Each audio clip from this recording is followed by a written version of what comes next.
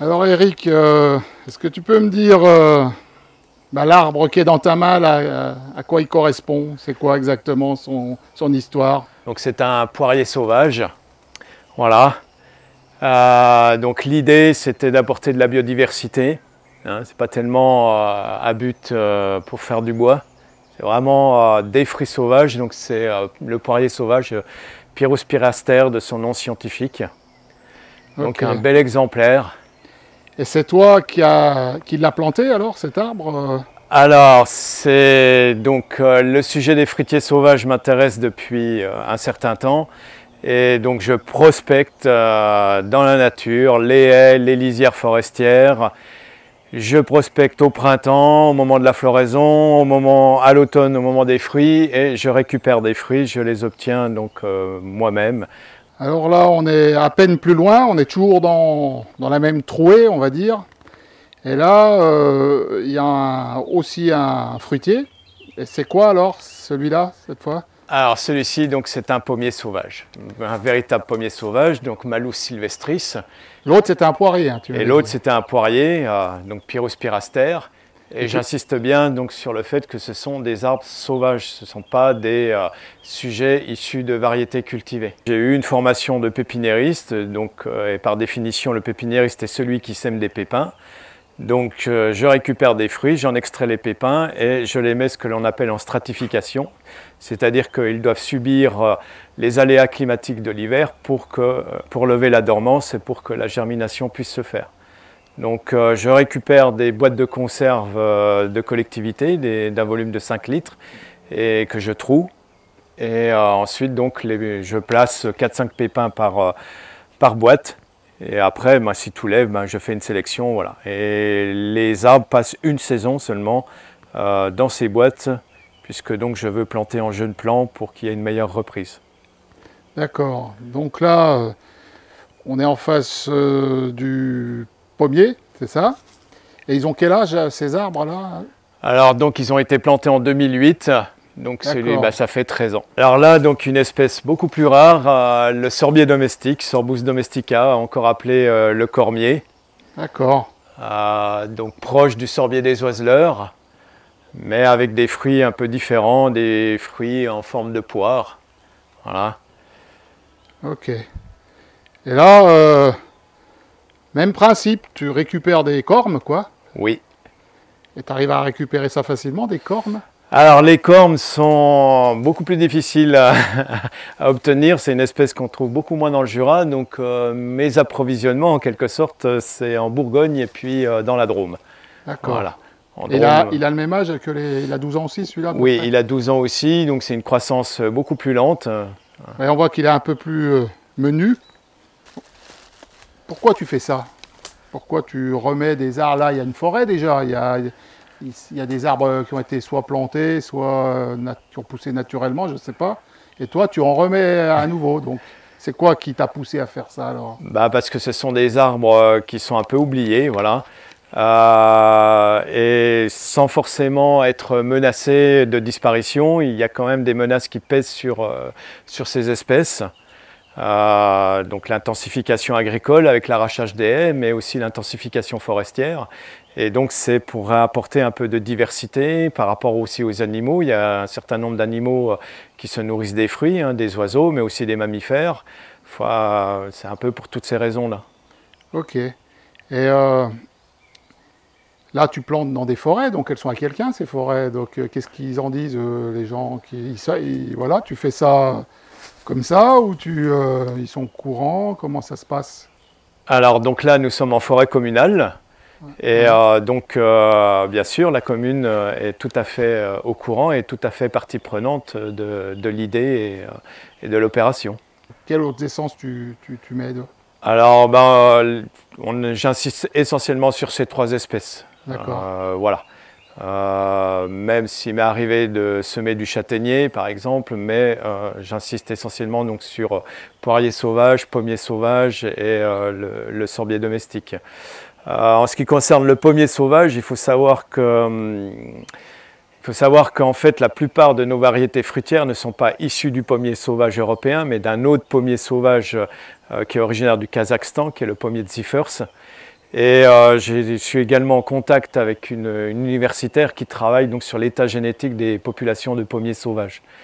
Et donc elle a travaillé au niveau européen sur l'état génétique donc, de cette espèce. Et j'ai participé à des appels à échantillonnage. Enfin, voilà. Et un certain nombre de pommiers sauvages que j'ai plantés ont été également génotypés lors de ces travaux. Donc ce sont des espèces qui demandent de la lumière. Donc on ne peut pas les mettre en pleine forêt à l'ombre des grands arbres.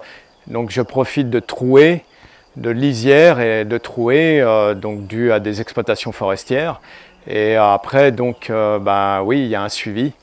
Donc il faut suivre encore pendant quelques années, les dégager, donc mettre des protections vis-à-vis des herbivores comme le chevreuil.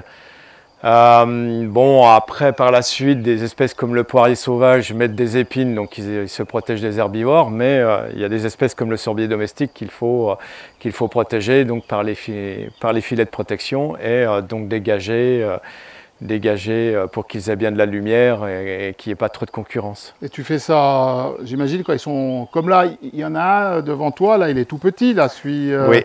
Celui-là, je pense, c'est récent, ou c'est quoi son histoire à celui-là alors? Alors donc là, il y a un pommier sauvage, donc si je me souviens bien, il y avait dû y avoir un précédent sujet qui a périclité, parce que bon, il y a quand même de temps en temps de la perte, hein, ça ne réussit pas à 100%. Okay. Et donc j'ai replacé un autre sujet. De ce fait, il n'a pas du tout le même âge que les autres. Ouais, c'est beaucoup plus récent pour celui-là. Celui-là est beaucoup plus récent, oui. Donc celui-là, tu es obligé de venir tous les ans le dégager, l'entretenir, quoi. Tout à fait, oui. Donc si tu veux qu'il s'en sorte, tu es obligé de venir combien d'années d'affilée alors pour, au moins 5 ans. Hein. Une passion de longue haleine, ce que tu fais là. Oui, tout à fait, oui. Et tu fais ça depuis combien de temps? Alors tu m'as dit depuis Alors depuis 2008 ici, mais bon, j'avais déjà fait des essais sur des terrains, sur des friches appartenant à de la famille ou des amis, voilà. D'accord. Donc le poirier sauvage, à partir de sa 2e année, commence à mettre des épines pour se protéger donc des herbivores. Et donc je voulais voir un petit peu ce que ça donnait. Il y en a certains comme ceux qui sont là-bas, en fait, que j'ai plantés de manière très groupée, ça a été volontaire, pour qu'ils se protègent les uns les autres. Alors il y a eu quelques dégâts dans les premières années dus aux lièvres, quelques pousses qui ont été grignotés par les lièvres en hiver. Et puis donc il y en a un qui a été frotté récemment par un chevreuil, un chevreuil qui a frotté ses bois en velours. Voilà, ils s'en sortent plutôt pas trop mal quand même. Après, forcément, ils ne sont pas forcément toujours très droits, mais voilà, l'idée... Parce que l'idée, c'est pas d'en faire du bois d'œuvre, c'est pas ça. Non, c'est pas cela, même si les fruitiers ont quand même des bois qui sont intéressants, ce sont des bois durs, avec des jolies couleurs, et qui sont intéressants en ébénisterie, tournerie, sculpture. Cela étant, donc, je ne cherche pas à faire des bois des grumes de qualité. Voilà. D'accord. Donc là, ouais, celui-là, on voit qu'il a été blessé, quoi. C'est une blessure qu'il a sur son tronc, celui qui est en face de moi, là. Ou... Alors, peut-être un chancre. D'accord. Ici, là. Ok. Donc c'est quoi, un champignon? Un champignon, oui. Donc tu m'as dit que tu faisais ça depuis quelques années. Alors, ça représente combien d'arbres et puis sur quel endroit, quoi, en gros, tu as planté ces arbres? Alors, donc, depuis 2008, donc sur 8 communes du premier plateau du Jura, là, et donc avec environ 2-3 stations par commune, voilà, ça représente une 50aine d'arbres. Ok. Et tu continues? Oui. Ouais. Oui, il y a j'ai encore quelques sujets, beaucoup moins là, mais donc j'ai une dizaine de pommiers et de poiriers sauvages là sur mon balcon en attente d'être transplantés à l'automne. Voilà. Ils donnent des poires et des pommes les plus vieux là que tu as plantés déjà? Oui, il y en a. Oui, il y en a qui ont commencé. Il y en a quelques-uns qui ont commencé à fructifier. Il n'y a pas encore une grosse fructification, mais oui, il y a déjà eu quelques fructifications. Oui. Alors Eric, là on a changé de commune, je crois, de forêt. Et là, donc, je suis en train de filmer un plan de quoi, là? Un pommier sauvage. Qui est petit, lui, par rapport à ce qu'on a vu tout à l'heure. Oui, donc celui-ci a été planté en 2018. Tu les as dégagés maintenant, là, parce qu'on voit que c'est propre dessous, là. Oui, tout récemment, il y a quelques jours. Donc ici, ça a été planté en 2 fois, en 2017 et 2018. Et donc c'était une plantation d'épicéa qui était dépérissante et qui a été rasée. Et donc la commune a été totalement partie prenante puisque je n'ai fourni que la moitié des plants et la commune en a fourni l'autre moitié qu'elle a acheté. D'accord. Ok, donc ouais, ça les a intéressés, ta démarche, quoi. Oui, tout à fait. D'accord. Et donc, j'en reviens, c'est toi qui fais les travaux là d'entretien. La commune, elle participe un peu à ça ou pas? Oui, oui. Donc, il y a du girobroyage qui est effectué régulièrement, oui. Donc, tu m'as dit que c'était des graines que tu ramassais sur des arbres sauvages. Mais tu sais exactement quelle est leur origine, si c'est bien des arbres sauvages ou pas? Tu as une idée de tout ça? Alors, en partie, pas complètement. Donc, il y en a une partie que j'ai fait analyser génétiquement par Amandine Corny, qui travaille sur le sujet depuis 2012. Et donc oui, je sais qu'il y en a une partie qui sont génétiquement pures ou quasi pures. Voilà. Après, il peut être possible que j'ai quelques sujets qui peuvent être quelque peu hybridés.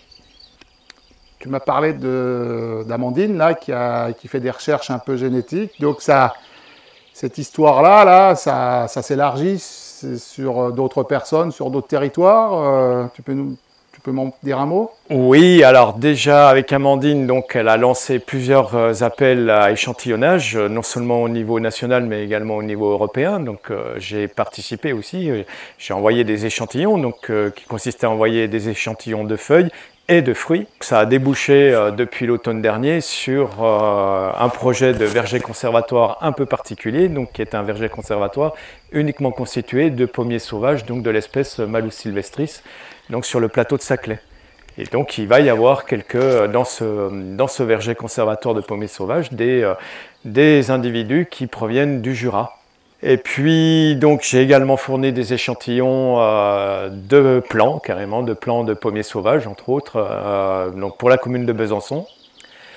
Et puis autrement un projet de verger conservatoire, mais là avec des variétés fruitières, mais avec l'obtention de porte-greffes issus d'espèces sauvages. Ce verger conservatoire, c'est sur la commune d'Étival, donc je dirais même que l'idée est même un peu plus large.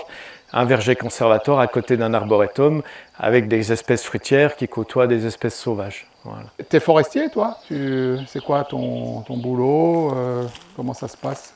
Alors non, je ne suis pas forestier, mais je m'intéresse à la nature depuis que je suis gamin et en fait j'en ai fait, c'est non seulement une passion, mais également un métier puisque je suis guide naturaliste, d'une part salarié et d'autre part également à mon compte avec un statut d'auto-entrepreneur. Tu fais ça sur le Haut-Jura, c'est ça? Sur le Haut-Jura, oui, okay. Voilà, entre Saint-Laurent-Grand-Vaux, Prénovel, Étival, voilà.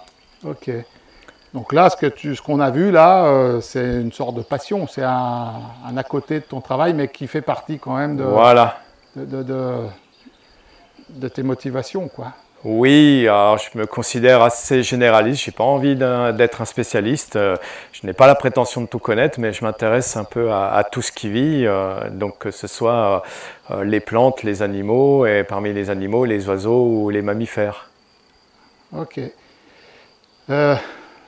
Donc là, d'après ce que j'ai compris, tu faisais un peu cette démarche de replanter des arbres fruitiers pour amener de la diversité, pour essayer de préserver certaines essences de pommiers, de poiriers, de cormiers. Donc tu es dans le Jura là, depuis quelques années, il fait très chaud, donc les forêts souffrent un petit peu.